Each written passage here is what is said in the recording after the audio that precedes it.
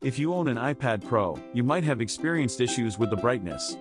The screen can sometimes appear too dim or too bright, causing eye strain or making it difficult to see the content on the screen. Don't worry. This video will show you some quick solutions and fixes to these iPad Pro brightness problems. First, check your display settings. Go to Settings greater than Display and Brightness greater than Auto Brightness and make sure it's turned on. This setting adjusts the brightness based on the ambient lighting around you, ensuring a comfortable viewing experience. If auto brightness is already on, try turning it off and adjusting the brightness manually. You can do this by dragging the brightness slider in the same display and brightness settings menu. If adjusting the settings doesn't help, try cleaning your screen. Oils, dirt, and smudges can make the screen appear darker than it actually is. Use a soft, lint-free cloth to clean the screen.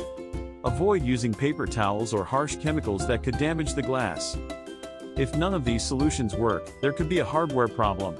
Apple offers a repair service for iPad Pro brightness issues.